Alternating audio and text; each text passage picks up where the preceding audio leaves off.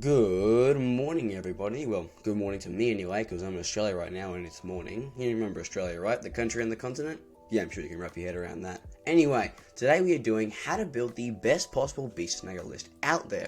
Well, close to perfect anyway. So you can finally utilize all the strengths that this attachment has to offer and are throwing out there, and you can also finally beat this Notum and finally just destroy the concept of, oh, just take Warhorde because Warhode's better. That may be true, but I want to see some more beast snagger action on the table. I want to see more people being confident to take this list, feeling proud to take this list, running the squigs in there, utilizing the prey mechanics, using that to shoot their units up the board, and all these fantastic things that this attachment has to offer, but no one's tapping into because Warhode's better.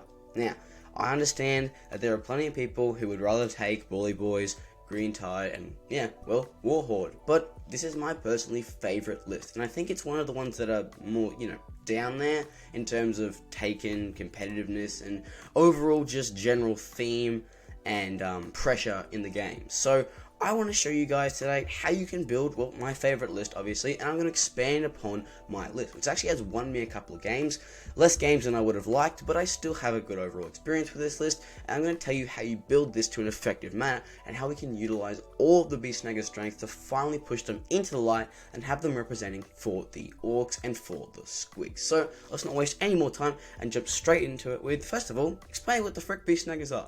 Now, I have done this slide in a previous video where I just went like, basic overview of each attachment in the Orc army. So if you want to see this in kind of its purposeful action, go there. But I'm just using it for this kind of theme, this kind of video, just to explain it. It was already there, so I'm just going over it, I'm using it, I'm running with it. So, now, what is this attachment about? Well, I explained it briefly in my other video, but I want to go into it at a lot more depth. You see, this attachment is solely based on killing. And it's really, really, really rare to see an Orc attachment that's solely based on killing. If we look at Bully Boy, that's a nice, you could say it, but it's a nice mix of Never Die and being Killy Army. It's a nice mix. You've got the ability to get the Armor of Contempt, but you've also got the Teleporter Boys to be more like an assault-based squad. You've got things like a nice even split and kind of like a community split between the Mega Knobs and the Mega Armor and the Mega Knobs and the War Boss. You've got all those things that's causing it to be that. You've got the Green Tide, who is not killy at all because Strength 4 does nothing. I'm just telling you that. Strength 4 weapons does nothing, and they just kind of zip around the board. They're a Never Die army. You look at Cult of Speed, they're all about fast moving board control. They're all about pressure in the first couple of rounds. And then you look at Warhorde. Warhorde is whatever you want it to be because it's Warhorde. You can just take whatever you want. You can build it killy if you want, but honestly, I think it works a bit more into being like killy. And then, am I missing anyone? And Dreadmob. Dreadmob's all just about shooting, and I guess you could call them killy, but they're also a bit about the fact that you're taking so many elite units that you kind of just don't die, but at the same time do a lot. So it's kind of hard to identify their playstyle, but a lot of it is just about being you have hulking units on the board. But this list solely focuses on killy. Like, Warhorde has things to do that, but this list solely focuses on being a killy based attachment. They want to take down the prey, and it's lore accurate. The Beast Snaggers want to hunt down the biggest and baddest prey. They want to prove to the enemy that they are the biggest and the baddest, and they want to take down the biggest prey, so they're the biggest enemy on the list. That's all they want to do. So it's quite lore accurate, in fact, and it's all about killing. If you don't know, the rule is simply that you choose one monster or vehicle or warlord, and if I know there's a present, you can just choose a character, even if it is in a transport, once per battle round. When you choose that monster, vehicle, warlord, or character, depending on your situation, you then gain You get a full charge reroll, and you also get I completely forgot what the other one. I'll put it up on screen right here. The point is, you just become more prominent to killing that unit. It's kind of like Oath of Moment. You charge up there, and you're meant to pick one enemy, and you kill that off. It's just like Orc's Oath of Moment, basically. So you're choosing that one monster, vehicle, or character, or warlord, and just going for gold with them. A lot of the stratagems as well, and a lot of the enhancements also focus on being killy. You look at Glory Hog, all about that 9-inch scout move, getting the Squig Hog boys, one of the killiest units in this thing, up and ready to go. Proper killy gives that 1+ damage to a certain Beast Snagger character. You've got What else you got? You've got the sustained hit stratagem. You've got I'll put a lot more of these up on screen right now so you can see what I'm talking about. Because I'm very forgetful with this stuff.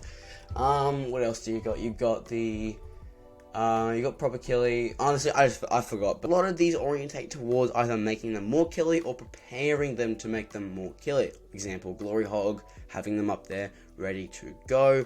Swag every stash is a bit of a mixed one. And I guess you could say, oh well, but like the one where they get the benefit of cover and stealth if they're infantry, it's kind of like, yeah, you can call that a defensive one if you want.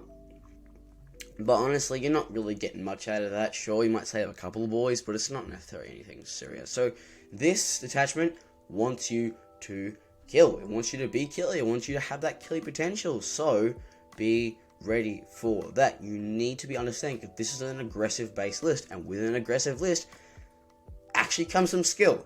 And I'm not saying that other lists aren't skillful, but this list actually takes a bit more skill. I know there's people out there who are saying this list takes no skill. It's just like a nooga booga, run up the board. But any kind of assault-based army, like World Eaters, like this detachment, like, no, Death Guard, but like, you know, aggressive, really straightforward armies, perfect example, World Eaters, actually do take some skill, because you have to be ready to not just fall back on defense, and you need to be ready to have a position where you can full frontline it, and not have your entire army wipe off the board round 3.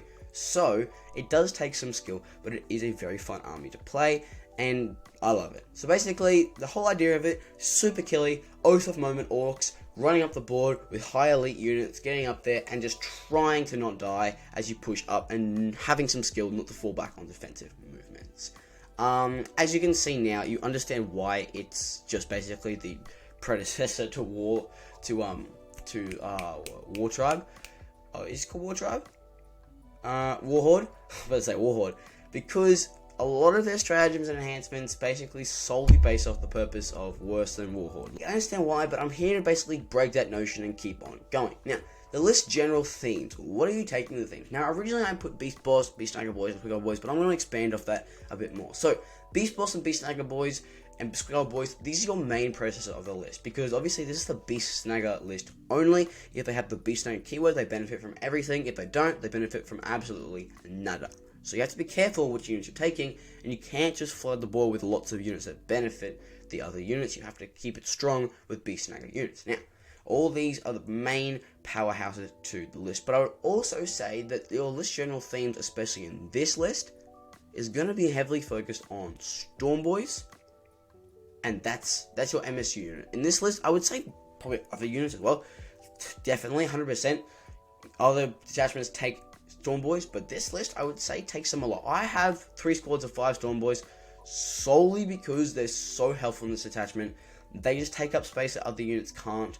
You know, even you've got fast movement, you've got fast mobility. Because you're so killy, it's hard to take any of your units and use them for a different purpose, because they need to be up there, otherwise they're just going to get shot and die, because they're tough, but they're not that tough, you know. They're still orcs.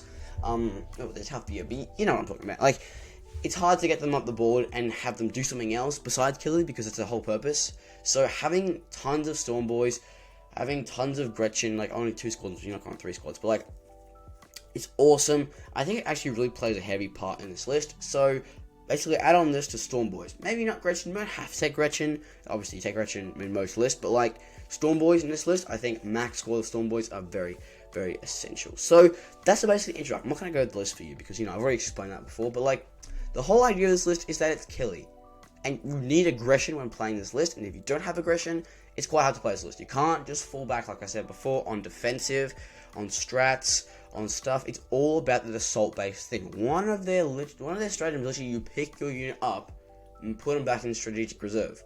So it's all about that front-head assault, that pure, dumb orc, just full-on rage, getting up there and just destroying your opponent. So now with all this information we have about the Big Hunt list, now we have all this idea, we have all this knowledge, we have what our list general themes are, we have what we need to do, we understand this list. Let's talk about my list and how it hopefully, well, I would say confidently, incorporates good factors about this list that makes it a very effective list. Now, this is my list experiment. I'm going to go over each individual dynasty. If you see one, you're like, what is that? Hold on, let me just move out of the way.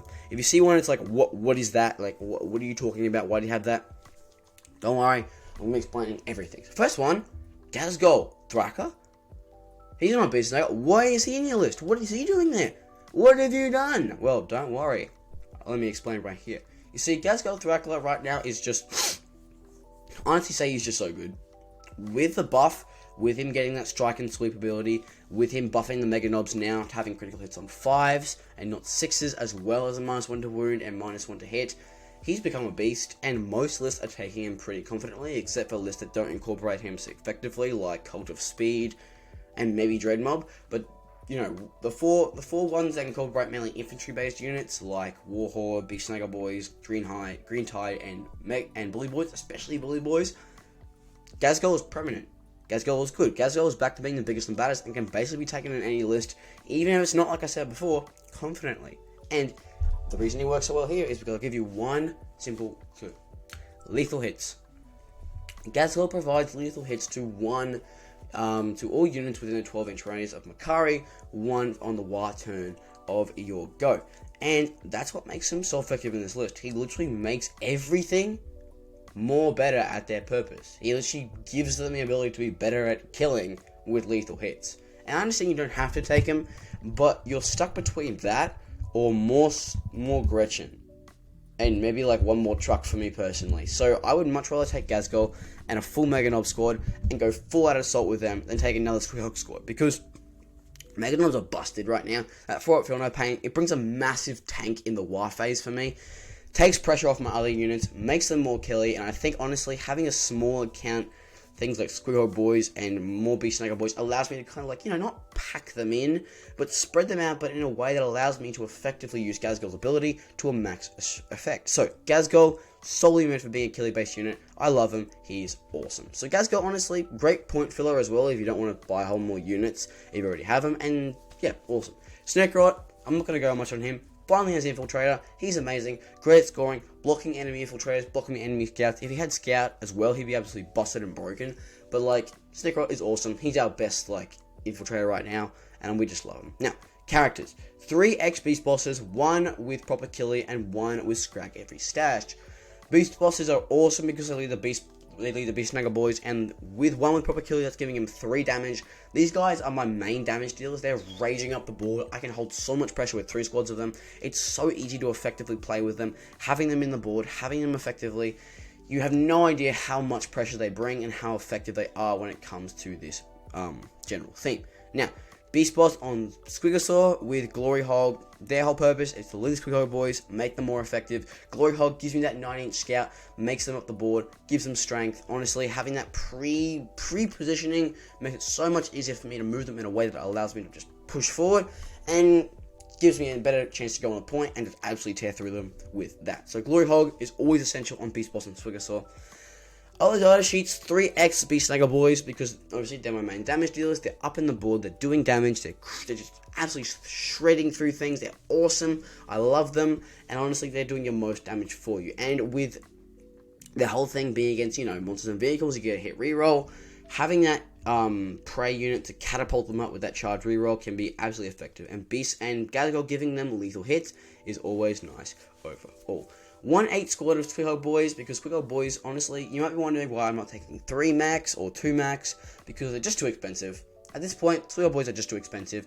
You're seeing them in no other list, so trust me, you're taking a basic of 8. Do not take 2. I mean, 2 can work if you have less points, but don't go 3. 3 is too expensive. It takes up almost half your list, or pretty much half your list with 2,000 point army, and it's just not effective. It's just too much space to move up on. I think 1 squad for me works because I can also position them well for Ghazghkull's lethal hit aura, but other than that, meh.